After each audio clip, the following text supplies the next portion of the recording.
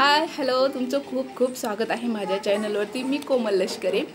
तर आजचा व्हिडिओ आज व्हिडिओ बनवण्याचा थोडासा मूड झाला मला, म्हणजे माझ्याबद्दल थोडंसं तुमच्यासोबत शेअर करा वाटलं, थोडंसं बोलू वाटलं, खूप एकटं वाटत होतं, म्हणून म्हणले चला व्हिडिओ बनवूया। तर व्हिडिओ बनवण्याचे कारण असं होतं की मला म्हणजे 9वा महिना लागलाय आणि 9वा महिना लागला आणि 4-5 दिवसालाच माझ्या पोटामध्ये दुखायला सुरू झालं, पोटात आणि कमरेत दुखत होतं। तर मग मी थोडीशी घाबरले आणि एवढं लवकर असं का होत आहे म्हणून मग आम्ही गेलो सोनोग्राफी करायला। आणि सोनोग्राफी करायला गेल्यावर मग सोनोग्राफी झाली आणि तेव्हा डॉक्टर म्हणले की काय नाही, एवढं काही घाबरण्यासारखे नाही, तर कधी कधी प्रीमॅच्युअर डिलिव्हरी पण होतात, तर असं काही होऊ शकते म्हणून त्यांनी मला इंजेक्शन दिले।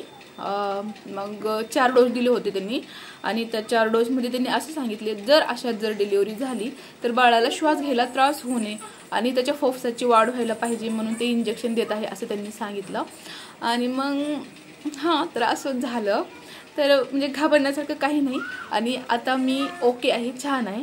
आणि मागं काही दिवसामागं काही माझी बीपी खूप जास्त लो होती, बीपी लो होती, पांढऱ्या पेशा वाढल्या होत्या आणि परत ब्लड पण फक्त 8 पॉइंट होतं, तर त्याच्यामुळे ट्रीटमेंट चालू होतं आणि आता सगळं रिकवर झाले छान। आणि मला म्हणजे खूप जास्त वीक फील व्हायचं, पण आता सध्या काही नाही, आता मी ओके आहे। आणि आता मी ओके आहे, पण मला नाही माहीत आता माझी बीपी किती आहे, कारण म्हणजे हॉस्पिटलला जाऊन झाले 5-6 दिवस आणि हॉस्पिटलला गेल्यावर काय झालं माहीत आहे का, पहिले 600 रुपये फीस होती, आता म्हणजे प्रत्येक डिस्ट्रिक्टमध्ये वेगवेगळी असू शकते।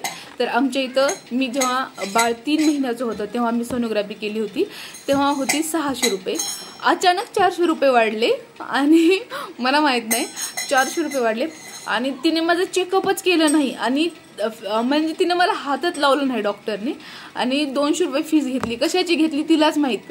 आणि तिने माझी बीपी चेक केली नाही ना, तिने मला हात लावली नाही, तिने मला काही केली नाही। ज्याने सोनोग्राफी केली होती त्या डॉक्टरने इंजेक्शन लिहून दिले आणि हे इंजेक्शन तुम्ही घरी जाऊन घ्या, तुमच्याकडे जिथं डॉक्टर अवेलेबल असेल तिथं तुम्ही जाऊन घ्या असं सांगितलं। म्हणजे एवढा निष्काळजीपणा, एवढा त्यांच्यासाठी रोज रोज पेशंट येत असतील, पण प्रत्येक पेशंटचं हे जीव तेवढाच महत्त्वाचा आहे, तेवढाच इम्पॉर्टंट आहे। असं नाही की त्यांचं ते रोजचं काम आहे म्हणजे त्यांनी म्हणजे असं किंमत करू नये किंवा त्या पेशंटची काही व्हॅल्यू नसू नये। त्या पेशंटच्या मागं, प्रत्येक पेशंटच्या मागं त्याची फॅमिली आहे, त्याचं बॅकग्राऊंड हो किंवा डॉक्टर असो, त्यांनी काळजी करायला पाहिजे पेशंटची।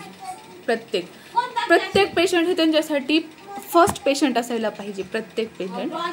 आणि आईचं ध्रुवीचं काय चालू आहे की त्यांचं त्या दोघीचं, ध्रुवीचं एकदा वाजवायली काय, एकदा आईला जाऊन काय बोलायली, हे त्या दोघीचं सतत चालू असते। तर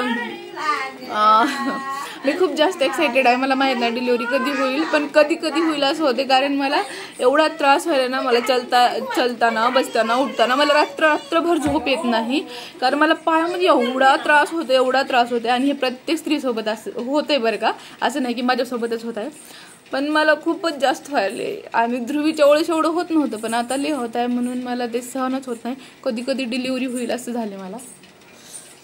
तर एवढंच सांगायचं होतं, तर भेटूया नेक्स्ट व्हिडिओमध्ये, बाय, काळजी घ्या। आणि जर तुम्ही प्रेग्नेंट असाल तर खा प्या आणि स्वतःची काळजी घ्या। आणि माझ्यामध्ये एवढं सगळं विकनेस येण्याचं कारण म्हणजे माझ्या आईचं ऑपरेशन झालं, माझ्या भावाचं लग्न झालं आणि ह्या सगळ्या धावपळीमध्ये स्वतःकडे आम्ही लक्ष दिलं नाही मी। आणि फर्स्ट प्रेग्नेन्सी खूप वेगळी होती आणि ही प्रेग्नेन्सी खूप जास्त वेगळी आहे। ध्रुवीच्या वेळेस मला खूप प्रॉब्लेम झाले होते, त्रास झाला होता, ह्याच्या वेळेस त्रास काही झाला नाही, प्रॉब्लेम काही झाले नाही, परंतु आता एंडिंगला 9व्या महिन्यामध्ये हे सगळे विकनेस होत आहेत। तर तुम्ही जर प्रेग्नेंट असाल तर बी केअरफुल, काळजी घ्या स्वतःची आणि बाळाची, दोघांची पण। ओके, तर भेटूया नेक्स्ट व्हिडिओमध्ये, बाय।